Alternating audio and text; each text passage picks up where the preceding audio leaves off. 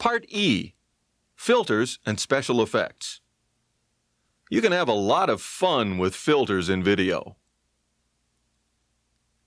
This center spot filter renders the borders with a diffused effect and keeps the middle sharp for an artistic creation.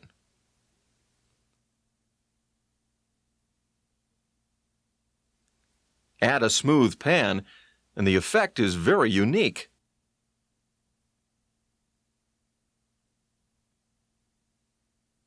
Even outdoors in relatively harsh, bright sunlight, it renders a nice portrait look.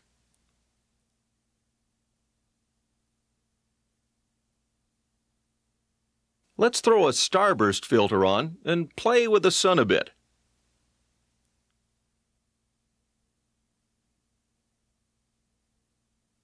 If the mystic look of the center spot filter doesn't completely satisfy you, throw on a red in combination with it and create an eerie, surrealistic mood.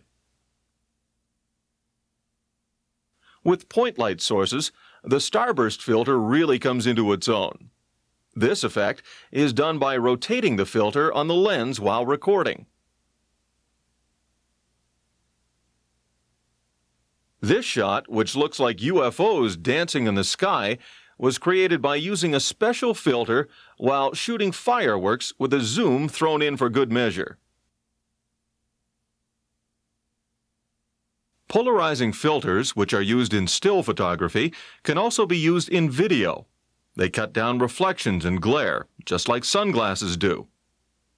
Polarizing filters are designed so that they can be rotated to reduce certain light rays and let the true colors, so to speak, of your subject come through. They work best when shooting with the sun behind you. If you were in a boat shooting down at people snorkeling underwater, they could be made to appear more clearly by using a polarizing filter. In this shot, watch how the mannequin in the storefront display becomes clearer by rotating the polarizing filter.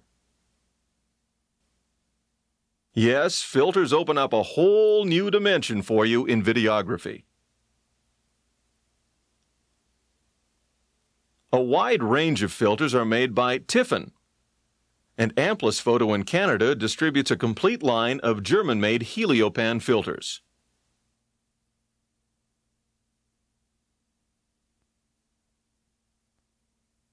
Most of the time when you buy filters for your camera, they're circular filters designed for the right diameter of your lens, and all you do is you simply screw them on your lens in the same way that we were talking about screwing a skylight filter on earlier to protect the lens. But when you start using some of these different filters, you're not just using it to protect the lens, but you're using it for some of the creative effects that you just saw. Another option that's available is the Koken filter system. The advantage of this system, and the reason they call it a system, is you don't buy a whole bunch of filters because that gets expensive after a while.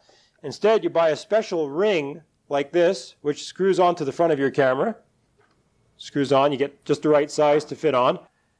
And inside this ring, at the front, is a holder which holds up to 3 or 4 different filters.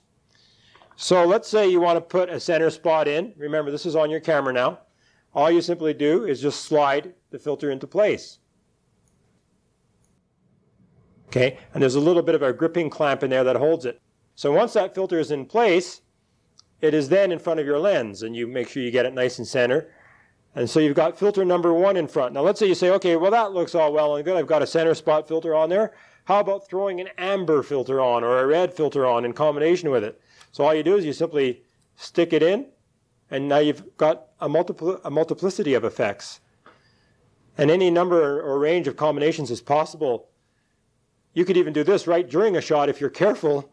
You could have one filter in, and then while you're shooting video, slide it out. See what happens. Maybe it'll look good. Maybe it'll look like nothing. You don't know until you try it. But it could be a lot of fun. This system is so sophisticated, they have filters that will create a mirage of a building. Like let's say you have a building, a downtown office tower. And what's at the base of the downtown office tower? Normally just sidewalks.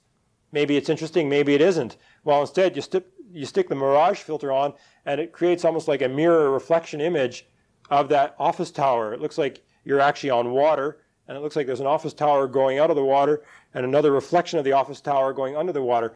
The results are infinitely variable. Some of them work better with some camcorders than others, and the reason sometimes has to do, once again, with that aperture. Remember we were talking about aperture? Generally, these cameras will do their own thing. The aperture will be adjusted whichever way it sees fit. To maximize and truly get the benefit of filters, it's ideal if you can have manual control of the iris, so you can play with that added dimension, because the effects of these filters are sometimes amplified at different f-stops. And sometimes if the f-stop gets too small, like it does outdoors, you don't get the full benefit of the filter. You would actually like to have a wider f-stop.